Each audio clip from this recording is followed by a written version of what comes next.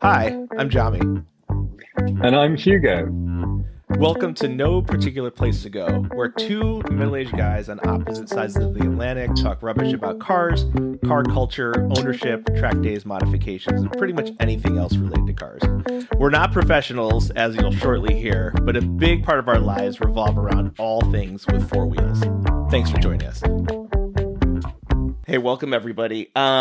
So pretty cool episode, I hope, for today. We've got a good friend of mine who I've known for a while, before you got famous. We've got Fenton, who, just quick intro, a lot of people probably know you as Zygreen from the YouTube channel. Zy Poppy. Zy Poppy, which I think Kevin Jabal started calling you that. Yes, Has it stuck? That's right. No, he says that every single time he sees me. He said it this morning, in fact. Well, I haven't called you Zy Poppy yet. I think it's just kind a of matter catchy of time. though. I like it. You're expanding your audience a little bit. Yeah. But so really wanted to. How the heck do we know each other? So God, we met like 12 years ago, I think. I think closer to 10. Okay, closer to 10. And through both owning first gen NSXs. That's right. Which we both still have. That's right. We both still have. I'm on 15 years with mine. How many years for you? I am at like maybe 9 years. Okay. That makes wow, that's a long time to own one car. Time. Especially we both still have them. They're both in our garages, and I can see yours from my living room window. That's right. Fenton spies on me because he can see me across the street. There's two NSXs with like a 2-block space in our neighborhood, which is really cool. But more than that, we've gone to track together, along with our friend Dave. We went to Japan together. That's right. Which was still one of the best trips I've ever taken. Agreed. Oh, just amazing. That literally changed my life. After I came back, I made a career change. And it had such an impact on me. It was amazing. I didn't realize that. Yeah, it just really made me want to think about what I want to get out of life. And instead of going in an obvious career path, it made me stop and go, what do you want? Like, instead of just following a set path for you, what do you actually want out of your career? And not generally speaking, but like really specifically, like on the day-to-day, what do you want to spend time doing? And that's when you started your OnlyFans. Yes. That's when I got sued for intentional infliction of emotional distress from my customers. Yeah. Nobody's watching that, man. What a horrible thought. Oh my gosh. Like I said, I've got a face for radio, man. Not for TV. So yeah, I knew you. I'm pretty sure. I'm almost positive you had not started Zygreen when we first met.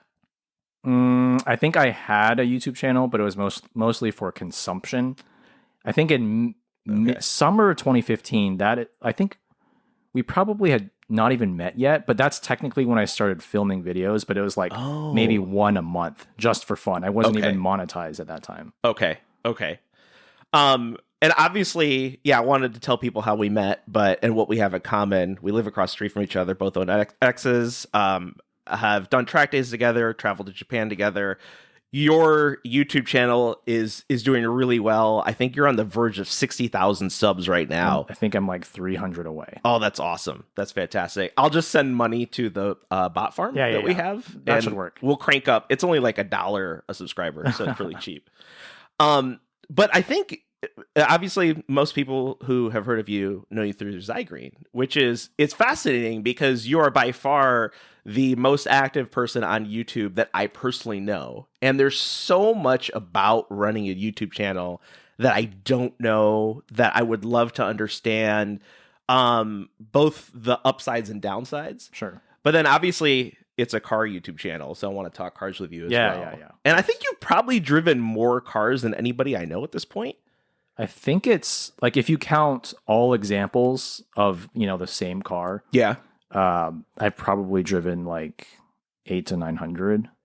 Oh my God. I didn't think it was that many. Yeah. It's quite a few. Wow. Okay. Holy cow, man. I'm definitely jealous. That's amazing. I think I was complaining to you the other day about, cars are these like tens of thousands or sometimes hundreds of thousands of dollars of purchases that we make. And in some cases, you don't get to test drive, which is Yeah. crazy to me. And I always feel weird about going to dealership and going, I'm interested in the car. If I find it really, really compelling, I may buy. But it's this kind of like fake game you have to play with a salesperson because from their perspective, they're like, hey, I want to sell this car without you even setting foot in it. Yeah. But that's not the way to buy something that costs you that much. That's crazy. It's pretty backwards. Yeah. I'm not going to buy, not that I have a $5,000 shirt, but if I was going to buy one, I want to try it on first. I would it think I'd want to try it on. Yeah. But in this case, they're like, oh yeah, this Audi's $72,000. You want to drive it? Why? Yeah. It's like, well, because it's costing me a grip. Are you crazy? Right. And that's why, like, I started my YouTube channel because I realized I loved consuming car content, especially, performance or enthusiast driving focused car content. Yeah. Because it kind of put me in the driver's seat without actually being in the driver's seat. Okay. And the channels that I watched, a lot of the British channels back then, they're just so eloquent. And I felt like I could really kind of at least get 50% of the experience just through watching and listening. Yeah. I laugh because that's been my experience too. Like I think in our group of friends, I always jokingly refer to Evo as the Bible. But one of the things about that magazine is they'll have a feature. Maybe they can review the same car that Car and Driver reviews, for example. Right. And Car and Driver will be like 2 pages. I don't know, new GT3 RS. It's really cool. It's amazing. Blah, blah, blah. A lot of specs, a lot of numbers. Yeah. Like, kind of like bench racing, magazine racing. Yeah. Oh, I know the 0-60. You open Evo, they have that stuff, but it'll be 8 to 12 pages. Yeah. About how that car makes you feel, and like very minute detail about the grip levels, the steering feedback, what it feels like to brake in that car. You feel like you're there. Yeah. Just through reading, I agree with you. And just through reading some of those articles, I'm just like, either this journalist is 10 times the driver of a lot of the journalists here in the US, or he's really good at pretending that he is. Yeah. That's a really good point, is like, well, I don't really know, but I do think you have to look at someone who's been doing that for, I don't know, 10, 15, 20 years. You're like, there's some truth behind it. It can't be all BS. Yeah. I mean, I could be wrong, but I don't think so. At one point I worked for a company that had within the same corporate entity a couple car magazines. They had Automobile and Road and Track. Oh. My gosh, it's ways back, but within the same entity. And I remember talking to someone who was like a director of product. And a lot of the people, not everybody, but a lot of the people who worked there were car guys. It was focused on car advertising. And I remember we were talking about, where do you want Automobile magazine to go? Where do you want Road and Track to go? And my first answer, like, he asked me, he's like, hey, I understand you're really into cars. Like, what do you think? And I said, man, I love Evo. And he said, I also love Evo. Why do you love Evo? And I said, man, the photography, the writing, I think like the ad to content ratio was a lot better. You flip through like a Motor Trend and it's, I don't know, 40%. I haven't flipped through a physical US magazine in forever. Me neither. And it's because they don't go into the depth that we like. Yeah. But I said, Evo all day. Like the photography, the depth of reviews, the comparisons, long-term, etc. And he told me, I've been going to those guys with copies of Evo in hand and going, this is where we should go. But I can't get them to change. Either the finances wouldn't make sense or they couldn't get their head around not that many ads in the magazine. I see. They were kind of stuck in their ways. But that's unfortunate. Yeah, it's not great. But let's get back to the Zachary channel. So you mentioned you started and you had a handful of videos like once a month. And what were those videos about? Oh my gosh. So if this makes people actually go to my channel and sort by oldest video, I'm going to regret it because those are some of the most cringe videos probably anywhere on YouTube. But basically the story is, I grew up in Texas, went to college there and moved over to California in 2012 for work. Okay. And the same year I moved here, like just basically 2 months prior to me packing everything in my car and getting, on the freeway, my dad taught me how to drive stick in my first awesome. first car. It was actually a very generous graduation gift from my parents. It was a manual Audi A3. Okay. A lightly used 2011, front wheel drive, open diff, but I loved it. And when I moved to California, I started working at a tech company, and there were maybe like 30 other new hires, college grads who had joined at the same time, all from different backgrounds, from different states. And, I got, some of them were already into cars. A lot of the other ones, I just somehow convinced them to get into cars. And it's addictive. Yeah, within like maybe 6 months or to a year, I had like maybe 7 or 8 guys who just bought manual transmission cars, like largely because of me. So wow. I guess I'm a small reason why like the manual is still alive, but so I kind of had like this small pool of cars that were the owners I knew very well, and they would let me drive them if I wanted to. And so my buddy Matt, who is actually the previous co-host on my podcast. Oh yeah, I know Matt. He was like, dude, you have a GoPro that you use for autocross with your S2000. Why don't you just put that GoPro on your forehead and just hence the cringe part, and just start filming your canyon drives, because you like to do canyon drives for fun. Why don't you just film it and just put it out there just so you can have something to look back on? Nice. And so I started doing that on my Zygreen YouTube channel, which is, just whatever screen name I had made for AOL Instant Messenger back in the day. And, maybe posted once a month or whatever. And after a couple months, I was like, oh, cool. I've got like 25 subscribers and people are actually commenting.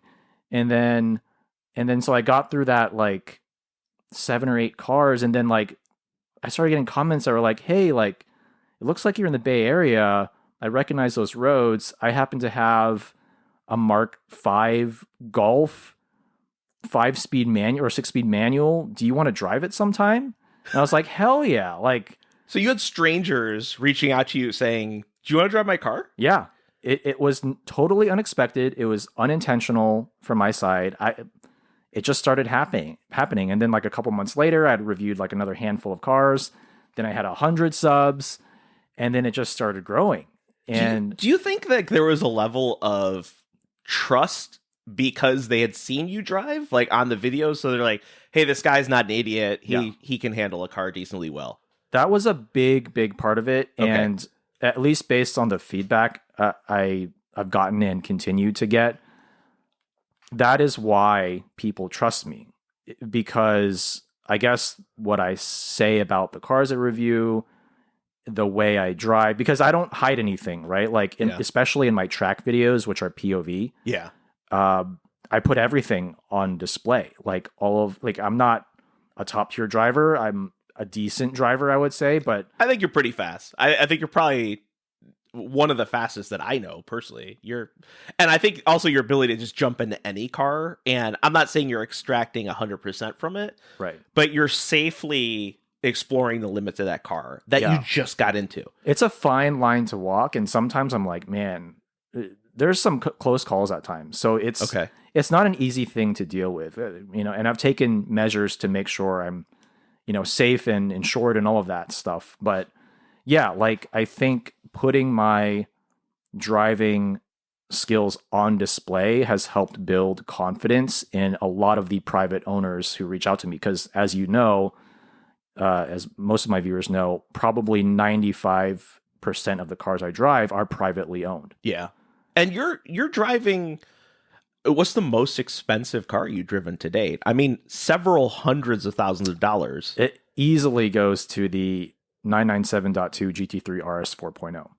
Oh, I don't even know what that goes for now. So at the time, which was like early 2024, I think that car was worth maybe 600 to 650. Wow.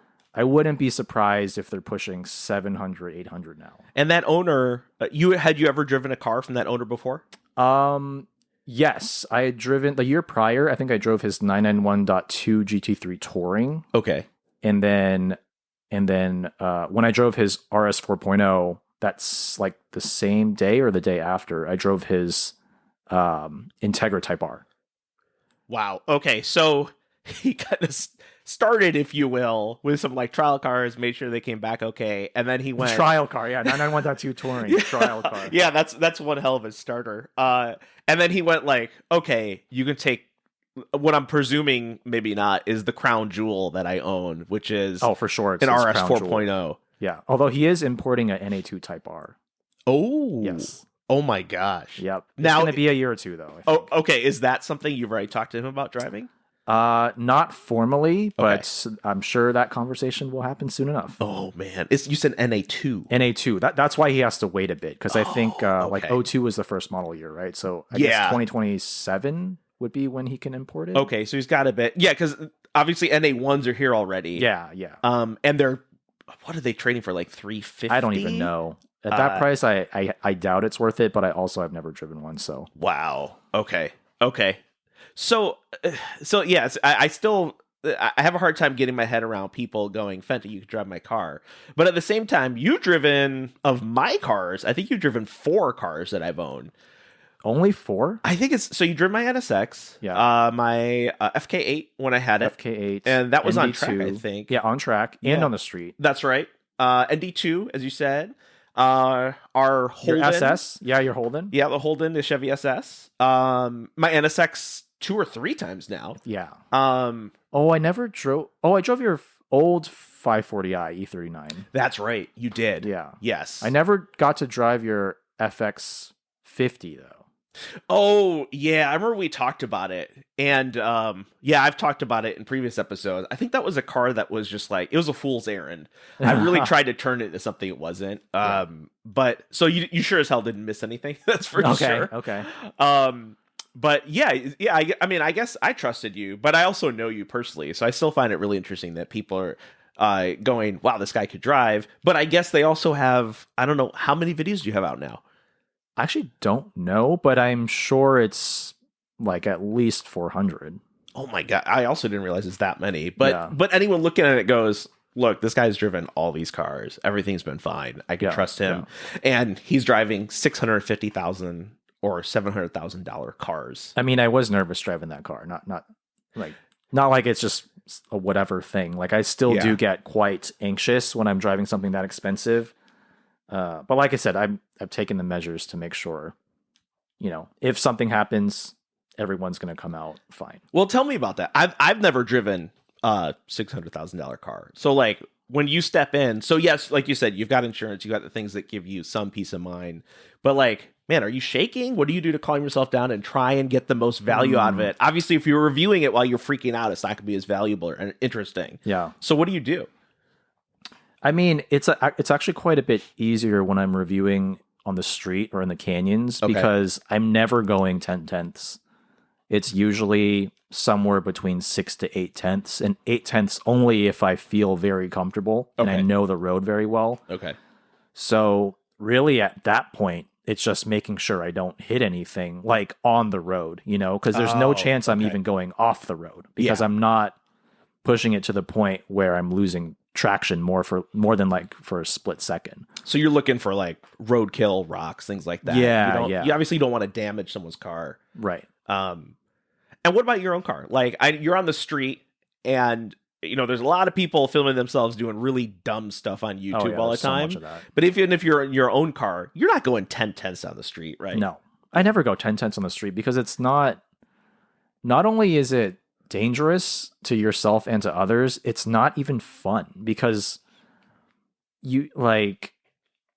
public roads are not paved like a racetrack. So if you're driving like a car that's like very performance focused with stiff suspension and whatnot, you're just going to be bouncing all over the place. And to me, it's not enjoyable.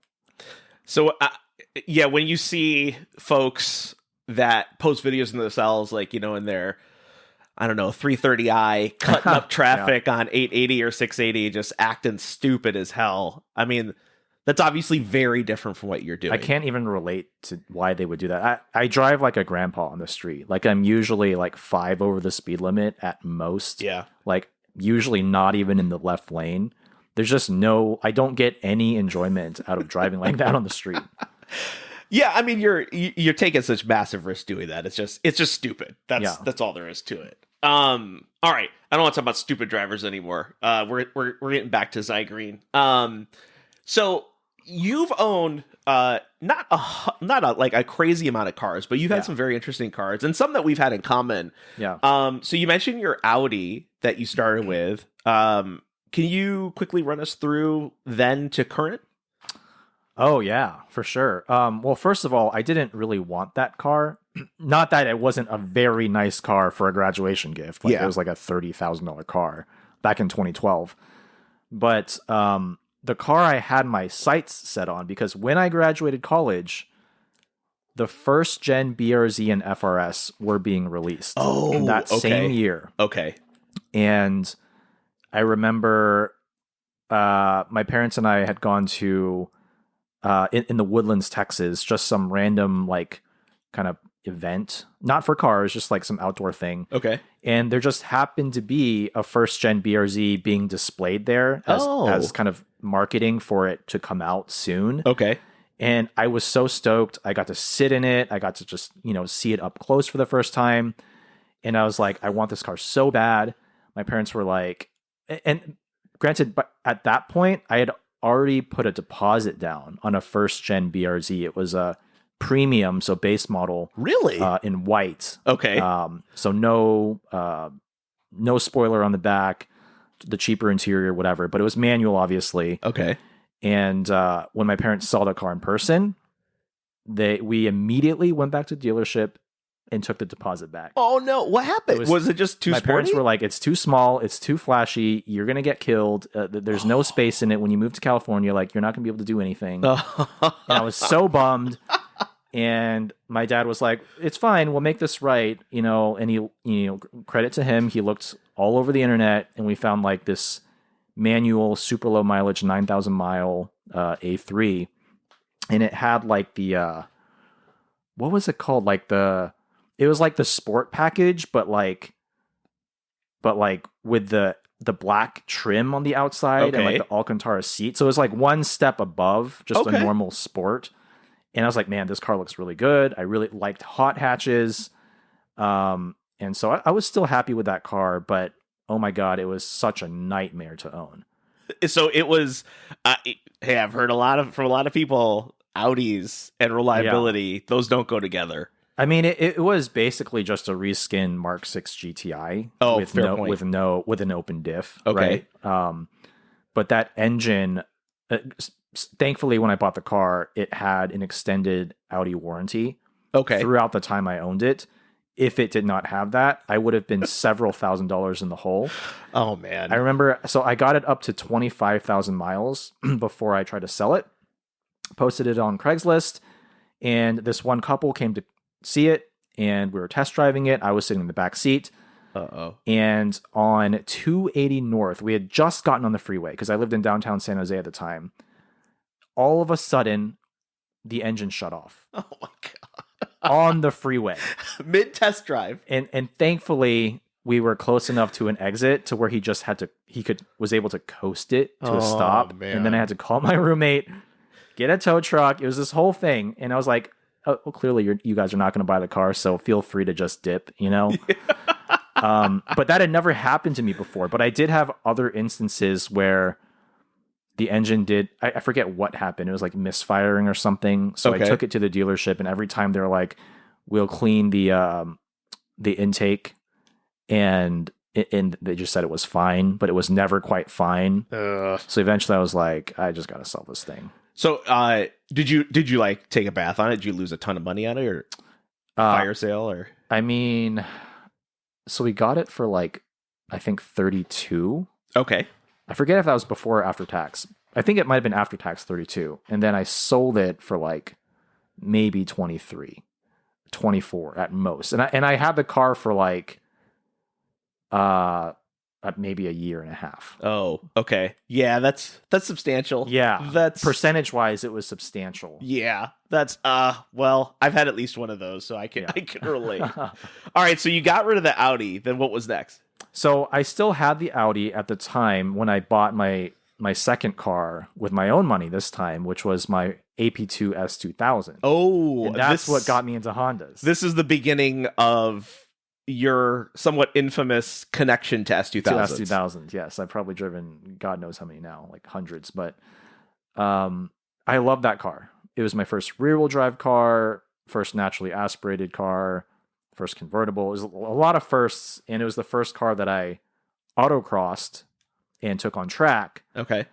And it was not a great example. I found out after I sold it that it had like Bondo on the doors and whatnot. It had been repainted. Oh, geez. Okay. But mechanically, it was fine. It gave me like no real issues. And I was just enamored with that car because it had so much feedback. It was analog. It sounded great. Yeah. I threw on a Canon intake and like a NVIDIA Q300 dual exhaust. It was loud as hell. I was probably super obnoxious. Like I was in my early 20s, right? Like driving this little Honda around. Oh, yeah. Wait, and was this the first car that you ever modified? I put a stage 1 tune on the A3, Okay. and I threw some sticky tires on the front. Only on the front. Just on the front. Yeah. Nice. On a budget, man. You got to work with what you got. Yeah, I was making no money back then. But yeah, the S2000 was what really got me into driving dynamics, whereas the A3 was just like, I was like going out in the middle of the night doing 0 to 60 pulls in the middle of nowhere. Like I did not care about handling at that time. Okay. But the S2000 really got me into the world of like the finer details and nuances, like steering feel, suspension, all oversteer, understeer. Nice. And yeah, I mean, I can go on and on about like the rest of my car history, but I think just to sum things up, Honda had always like had a place in my garage. Yeah. Obviously. Got rid of the S2000 for the NSX. I've had that ever since. Also, I briefly owned a bone stock 99 Civic Si EM1. Oh, okay. Didn't love that car because it was just kind of rough around the edges. If I put some money into it and some work into it, it could have been fun. Yeah. And I think to this day, that's one of the cars I regret selling just because I didn't fully experience it. But yeah, I've had like 3 S2000s. Wow. And then obviously now I have the Integra Type S. Yeah. And actually, I only have 2 Acuras in my garage now. So go figure. And then we had the E39 chassis in common. God. So it's funny you say that. So you had, if I remember, it was a 6-speed. 6-speed 540i. Yeah. And I think shortly after you got yours, I got my first E39 540 wagon. M Sport, one of 160 something. Yeah. Which I failed to capitalize on. I lost a ton of money on that car, which I just do. Yeah. That's my thing, losing money. I'm not good at selling things. But it's funny you said, "Oh God," when I brought that up. So like I've literally heard to this day people saying the E39 5 Series is still the single greatest sedan ever made. And especially to say that about the V8 version with its, was it recirculating ball steering, plastic timing chain guides, plastic radiator. Yeah. Oh man. Yeah. That radiator. So, is it safe to say you don't agree with that assessment of the E39? I mean, I had rose tinted glasses when I first got it, and I was like, oh man, solid German luxury sedan. And, you know, granted, like when it worked, it felt pretty good, I guess. But, you know, it was a 540i M Sport with the blacked out, like whatever trim on the outside. And I forget the style number of the wheels, but, you know, it had those silver wheels, 18-inch, looked like $1 million. I think from an exterior styling standpoint, I do think it is one of the best looking sedans of all time. Yeah, I agree. But even in terms of like driving that car hard, the driving dynamics were not good. Like it wasn't an E39 M5, right? Like this was, you know, recirculating ball steering, which had a very vague on center feel. The shifter was typical rubbery BMW. The clutch felt like basically just you couldn't feel anything. Oh, geez. Okay. And then open diff. Okay. So with like 300 pound-feet of torque, open diff, rear wheel drive, 1 tire fire, It felt heavy, slow steering ratio. Like, it wasn't a great driving car. You can make an E39 drive great if you take like an E39 M5, make sure it's up to date with all the maintenance. Yeah. Do all the bushings and whatever and give it some better suspension. Pretty good driving car. But I feel like people put the E39 on a pedestal. For sure. And I think it's a good car, but like you just have to be able to be real with yourself. Like there's a reason that, minus the M5s, like they're cheap. Yeah. They're cheap because they're not reliable. Yeah. They're expensive to maintain, even if they are reliable, just because of, normal maintenance and wear and tear. And they don't drive that great. Like it's not some kind of amazing holy grail point in time. Yeah. I mean, even now, I have to admit, a big part of the appeal for my E39 is the fact that it's a wagon. Yeah. I like that utility. Do I use it every day? No. But for some reason, I like having that available. You mentioned pedestals. So, like, of the hundreds of cars you've driven, which one most failed to live up to its reputation? Oh, wow. I gotta think about that. Take your time. We'll do some, like, Jeopardy music in the background. So, meaning, like, I had really high expectations going in, but then it just totally... Either you had high expectations or the car community in general hold that car in really high regard. And then when you drove it, it just wasn't all that. Off the top of my head, I actually can't think of any that, Really? in Okay. general, cars that the general car enthusiast world puts on a pedestal, so to speak. Yeah. Most of the time, they're at least like 80% that good when Okay. I finally get behind the wheel. Okay, that's good to know. Although, okay, one car comes to mind, and Here we go. Something came in. and you know what? I am not going to say this even remotely definitively because I've only driven one example, Okay. and only for 30 minutes, right? And out of those 30 minutes, only 15 minutes were hard driving. And I've been getting so many comments lately. Please find another example to review because your first review, it seemed like maybe you just didn't spend enough time with it. Okay. And I want to see, like, a lot of people want to see what I really think about this car. Okay. Now I'm dying to know what it is. The Cadillac CT4V Blackwing. Oh. This is the turbo V6 Yeah. with a manual. Okay. A lot of people say that is like probably the best sports sedan right now, unless you go CT5V Blackwing, but then you're dealing with a lot more weight and whatever. Right? Yeah. Okay. So you'd mentioned, I can't remember if it's on mic or off mic, but you had mentioned you listened to Carmudgeon. Yeah. So did you see where Jason Camisa was gushing about both that and the ATS-V? Was this on a recent episode? Because I haven't listened to the most recent. You know what? I can't remember. I want to say there was even a link in a comment on one of your recent videos that I found it, but I don't know how old it was. But Jason Camisa was saying a couple of things. He said, look, ATS-V, amazing handling car. Only downsides to it were the twin turbo V6 in it, not that fantastic. And then the Q infotainment was garbage. And then he said something very similar about the CT4 Blackwing, that it is fantastic. It is hands down the best handling sedan available today. He said the low point of the car was the engine, but that doesn't mean it's a bad engine. It means everything else is that good. The low point of the 5V Blackwing is the engine? Oh, the 4V. Oh, got it. Yeah. Yeah, so I have driven an ATS-V, Okay. by the way. I remember that.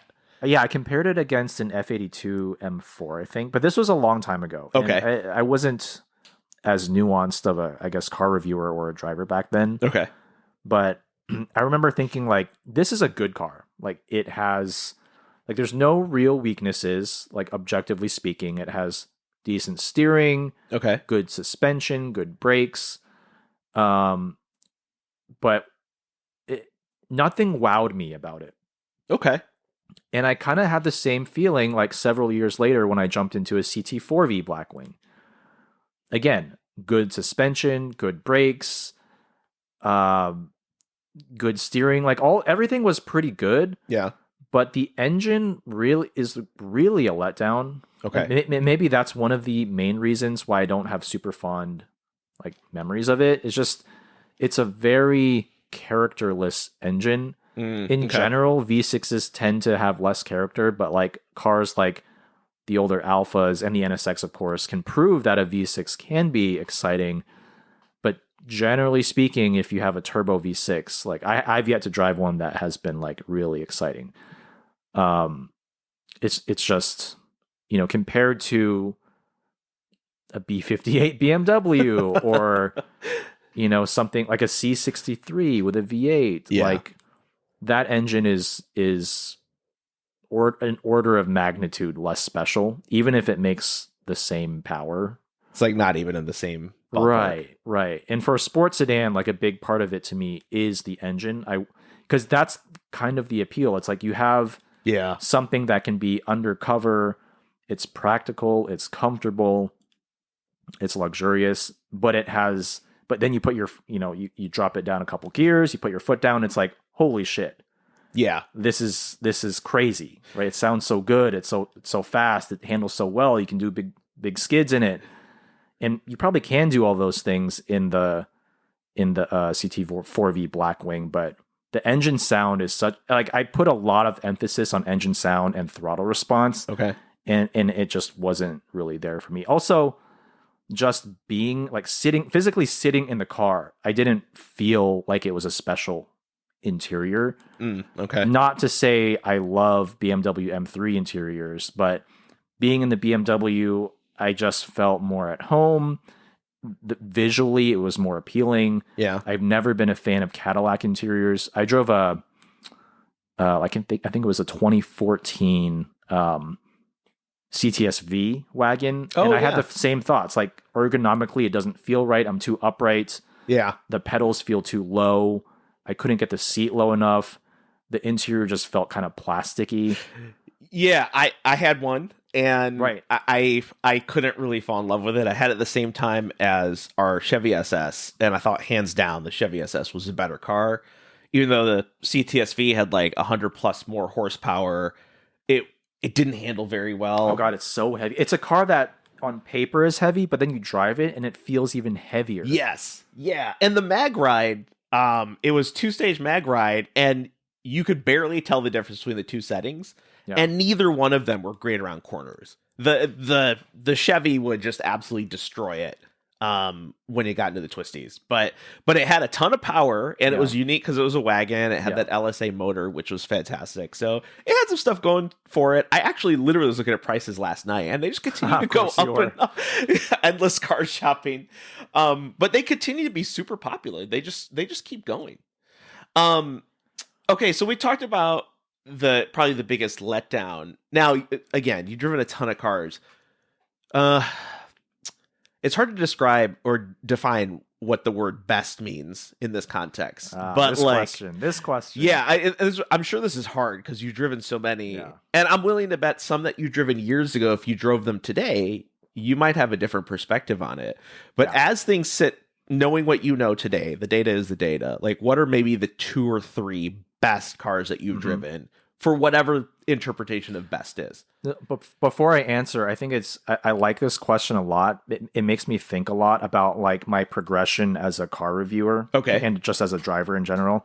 I was just talking to my fiance Jess about this like this morning, which is to say like there are some cars where several years ago when I had much less experience, the first time I drove it, I was like, this is so great. And I have this Zygreen Performance Index spreadsheet or ZPI spreadsheet where I rank everything based on like the handling, the engine, the transmission. And I have like this wow factor, which is like up to 5 points. Okay. Where it can help tie break certain cars just based on how emotional it made me feel. And back in the day, I would drive some cars and I would give them like 5 for wow factor. But what I realized is that after driving hundreds and hundreds of cars, nowadays it's unfortunately, like kind of depressingly, very hard for me to jump out of a car and be like, that's a 5, man. Yeah. Like, I think I've just become a bit jaded to be honest. Yeah. And I've become kind of hard to impress. But you know what? I think for someone as like myself, who's a consumer of your videos, and they're very informative because they aren't cars that I'm just going to jump in and drive whenever I want. I think you and other reviewers being somewhat jaded is helpful because we're working, when I say we, I mean myself and other buyers or potential buyers or daydreamers, we're working off the data that's provided to us. Mm-hmm. If we worked off of our own data, the first supercar I set foot in will blow my mind away and I'll be forever smitten. But the reality is, I don't know enough to compare them to other cars. You know, if I get in a 720S today, I guarantee I'm going to fall in love. Mm-hmm. But I might not get in a Huracan or a Revuelto or other competing cars. So I think from a consumer perspective, it's actually helpful that you're jaded. It's more objective. Sure. Yeah, that's a good point. You know, it's helpful also that I'm harder to impress because now I'm a little bit more nuanced in what I actually think is good. Yeah. Like objectively good. Yeah. But to go back to your question, the cars that have been at least the most memorable where I'm like, this lives up to the hype or is even better than the hype. Yeah. A few cars come to mind. 997 GT3 RS 4.0. Okay. And I say that. And you say it so fast, by the way. It's like a tongue twister. Yeah, I've said that string of syllables so many times in my head and out loud. It's just so funny. Like you spit it out so fast. 2011 Porsche 911 997.2 RS 4.0. There you go. Boom. Name of your first child right there. Right. But the thing with that car is even though it's so freaking phenomenal, when I drove it, I drove it back to back against another friend's 997.2 GT3 RS 3.8. So the non 4.0 car. And that car had a market value of just under 50% of the 4.0. So around like 300, maybe 325. Okay. And driving those cars back to back, same conditions, same road, I think maybe even the same tires, if I recall correctly. The 4.0 is 5 to 10% better. Okay. And you'd have to be driving them really hard to really notice. Okay. But that 5 to 10%, if I had the money, I would absolutely spend that money. Because it's just that little bit more razor edged. A little bit more almost like kind of scary in a way. Okay. And it sounds that little bit more raw. So, take it with a grain of salt. But that was one of my Halo cars back before I even had a YouTube channel. And it continues to be today. Okay. Another car that was shockingly good, actually two cars, because they're kind of very similar. McLaren 675 LT. Okay. And McLaren 750S. Wow. Okay. And those are fairly recent too, right? Last 6 months or so? I drove the 675 maybe like a year ago. Okay. And then the 750S I drove, like probably in the last 6 to 9 months. All right. And the only McLaren I had experienced before driving the 675 was a 570S, which I drove in LA on an unfamiliar road and it was raining. I didn't really get a good feel for it. That video was terrible. Right. Please don't look it up. You're going to see views for that one. Yeah. That's assuming anyone's listening to us. So, I'm going to blast this on my socials. Oh, perfect. All right. There we go. But yeah, the 675 blew my mind. And I drove that car also on a fairly unfamiliar road. Okay. But even, driving it at, maybe 6/7 everything about that car was just like, you take a modern supercar level of performance, but then you throw all this kind of analog field on top of it. So you get the benefits of like twin turbo V8, 675 PS or whatever it is. And then you have a carbon tub, right? So it's super rigid, it's super light. Yeah. And then you add in old school hydraulic steering, which I think to this day, out of all of the cars I've driven, I think that and the 750S have the best steering I've ever experienced. Wow. Okay. And it's not to go into a rabbit hole with this, but it's not because it has the most feedback. Okay. Most feedback would probably be something along the lines of a Lotus Elise or Exige, right? But, and this is how my buddy Kevin Jabal explains it, which I think perfectly explains it. It's the signal to noise ratio that the McLaren gets right. Because in the Elise and Exige, you get a shit ton of feedback. You drive over a tiny pebble and you will feel it in your hand. Yeah. But when you feel it, can you actually do something different with your inputs that allows you to react to the road surface or conditions in a way that is meaningful or useful? Okay. No. So a lot of it's just noise. Okay. But in the McLaren, it filters all of that little crap out, and all you get is the stuff that actually gives you the confidence to push the car harder. Wow. I've never heard it explained that way. That's a really so shout out to Kevin. Shout out to Kevin, man. Like, that is the perfect way to sum up like that steering rack. That's great. It's when I get in my NSX, which I don't drive nearly as often as I should, but I do feel like I get a lot of noise. I can feel everything. If someone dropped a plastic straw on the ground, I drove over it, I could feel it. And I think, to your point, like that's not really helpful. Like, what's helpful is feeling things load up. Right. And obviously, I'm assuming a Siege is way further down that continuum. It's another level above even the NSX in terms of feedback. But the thing is, like, this is my perspective, and I guess Kevin's perspective too. Some people like feeling those little nuances, the little pebbles and whatever, even when they're driving at 3/10. And to them, that is part of driving enjoyment, and more power to them. For me, it's like I don't necessarily need or want to feel that. I get more enjoyment of just feeling what I want to feel when I'm pushing a car close to the limit. Yeah. So that I can feel really confident at really just driving the crap out of the car.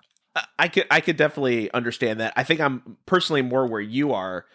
I'm a bit more paranoid when I get that much noise. And maybe it's just a history of having cars that have like worn out suspension parts, but I feel something. I'm in my back of my mind. I'm constantly going, oh crap, do I have a worn ball joint? Is that bushing bad? So it's like, I don't necessarily need all that noise. That is what I experience when I drive the NSX. It's like, and it's a car you kind of constantly worry about, unfortunately. So, that's interesting. So just to recap, so we've got, let me see if I can say it, 997.1. I already screwed up. 997.2 GT3 RS 4.0. That's right. Bam. And then very closely was the 3.8. Very close. And then you've got the two McLarens. So obviously, up to this point, I'm naming cars that are just ridiculously expensive. Yeah. And unobtainable for most people. Let me bring it down to like ground level. Yeah. And mention some cars that I actually think are in many ways just as enjoyable to drive as those, but also much more accessible. Okay. That's my budget right there. And this will come as no freaking surprise to anyone. A properly modified AP2 Honda S2000. And there it is. We're going to stop right now because that's what we all knew was coming at some point. Yep. The S2000 out of Fenton's mouth. We knew it was coming. It's just such a damn good car. It's rough around the edges. The chassis rigidity is not that high. You know, they talk about the X-Bone chassis or whatever. That's like 1990s technology, man. You drive that car now and it feels like a wet noodle over the right or wrong road, I guess. Yeah. But you put the right mods on it for the track, and there's a pretty standard formula now because people have been doing this for 25 plus years. Like JRZ suspension, the two-way pros with remote canisters, OS Geekin 1.5-way LSD, Stop Tech or AP Racing brakes, spoon rigid collars, spherical bushings, a hard top. You strip out the rear interior. You put in a roll cage to add to the rigidity and obviously the safety. A front splitter, a Voltex rear wing, a few more things like bolt-ons, tune. You get it up to maybe 230 wheel horsepower. Get it down to like 2,700 pounds. There you go. Some 17 by 10 inch Volk wheels with some 255 200 treadwear tires. you're freaking golden, man. That you cannot go wrong. Like, it is such a great car. It's raw, it's visceral. It's not super hard to drive at the limit. I think a lot of mid-engine cars are a lot more hard, at least for my driving style. Yeah. But it's just challenging enough to where it'll make you a faster driver the more you drive it. So two things come to mind. One is, so our mutual friend Tony, Famous Garage, shout out Tony. He's let me drive two of his, and I could not believe how comfortable I was within like a lap. Yeah. He let me drive it out of all places, Sonoma, Ooh, risky track. Never been there without seeing at least one car totaled. Yeah. Never, ever. Every single time a car gets totaled. He let me drive his first one there. Within 2 laps, kicking the back end sideways, and it was totally catchable. I'd never driven the car before. Yeah. And I'm not the caliber of driver that you or Tony are at. He also let me drive it at Thunderhill East. And same thing, just so comfortable. And it has a bit of a reputation of like catching you out and kind of biting you. Yeah. But I was super comfortable. Obviously, setup is important, but that car is just fantastic. There's a reason it has such a strong reputation. It's totally earned it. The other thing that comes to mind is the formula you just described, like all the pieces. Like, I feel like that's the formula right there for like anytime you're building a track car. You almost described, except for like hardtop and certain things, like my NSX build almost to a T. Yeah, it's very similar. Yeah, and even my ND2, like very similar. And I think that's kind of like, hey, if you're going to go on track and you're getting serious, like this is where to invest the money to take it. Exactly. All right, so some YouTube specific stuff. All right, so want to hear like, what is it like running a YouTube channel, whether automotive or not? What do you wish people, whether wannabe YouTubers or aspiring YouTubers or your audience, what do you wish people knew about actually running the YouTube channel? Like, what do people not know that you wish you could say? Well, I guess you're going to right now. You're about to tell them. Like, what do you want to tell people? Like, this is what you have no idea is involved. I mean, where do I even start? Like, there's a lot of nuance to it. And I guess it really depends on, like most things in life, what you're trying to get out of it. If you are trying to make the highest production quality videos, for example, like really great, like almost film level videos, you can't do that shit by yourself. You need a team. You need someone to film for you. You need to invest in a lot of high-end camera gear. The level of video editing takes forever. And even if you have a team of, 2 or 3 people, you probably struggle to even put out 1 video a week. Wow. I can't say I really tried to do that at any point, but I dabbled in it slightly. If you remember when we did the JDM Legends video, back in 2017 or whatever that was. That sounds right. Yeah, you had 2 people working on it. Yeah. And 3 cars, 3 drivers. It was a fun video to make, and it came out well, and it got great reception. But, I mean, it took an entire day to film. Yeah. My buddy Justin, shout out to him, he spent days editing that damn thing. It took months to release. I remember I was like, Fenton, where is it? Right? And it like, hey, there's a lot of production that goes into this thing. Yeah, it got, I don't know what the view count is now. It's reasonable, right? Like probably a couple 100,000 or whatever. And at the time when I first released it, I was very excited. So I watched the stats basically in real time. Okay. And it probably got the most views out of any video I had released up to that point in like the first 24 hours, 48 hours, whatever. Yeah. And it made me like a couple $100 in ad revenue. Okay. The cost that went into that, if you think about, time as money and whatever, and obviously my buddy did it, editing for me basically for free. Yeah. But like, if you don't have just a bunch of super benevolent friends who will just do shit for you for free and are good at it, and you pay people to do that, you will come, like, it will not be a hobby. It will be just a giant time and money sink. And if you have the ability to do that and have fun, more power to you. But if you're trying to actually make a YouTube something that's can either pay for itself in terms of like you're just doing a hobby and it's paying for itself. Yeah.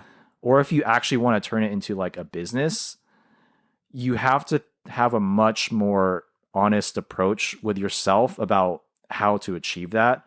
And that's part of the reason I don't care about production quality. Like, obviously, I'm not putting out garbage production quality. Yeah. But, I use 3 GoPros inside the car. I don't even use a microphone. I use the microphone, built-in mic in my GoPro Hero 10. Oh, you do? That just goes right next to my head. The one that shows the steering wheel. Yeah. That's all I use for audio.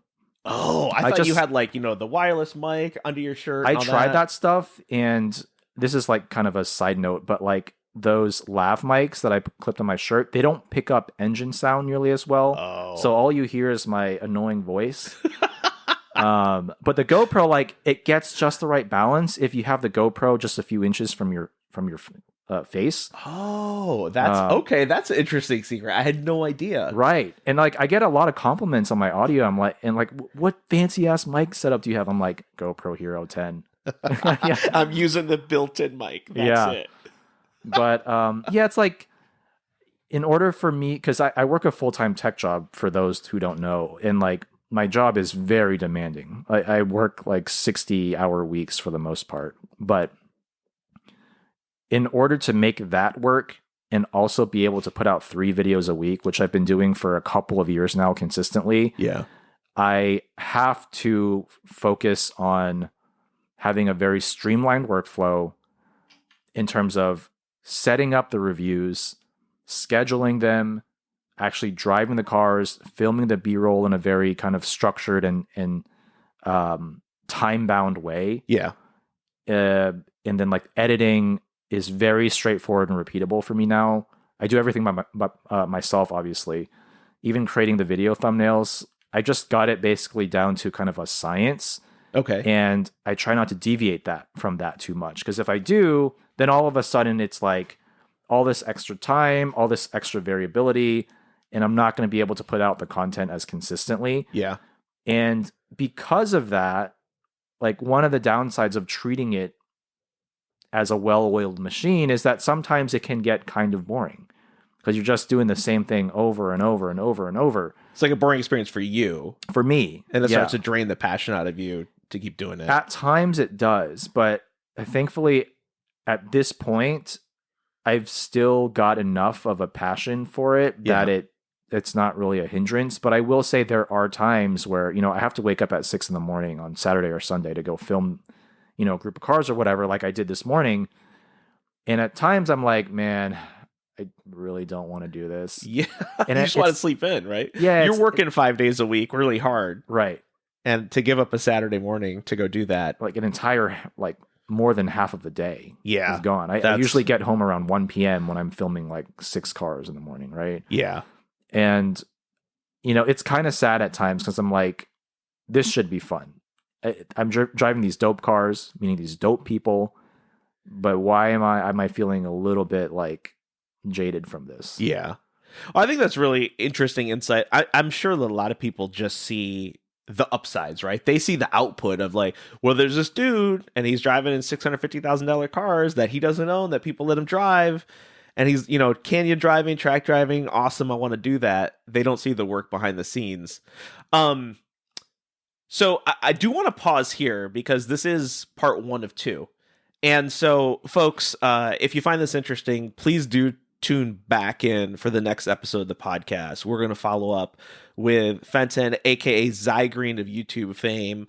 As always, send us emails, questions, comments, feedback at info@npptg.com. That's no particular place to go.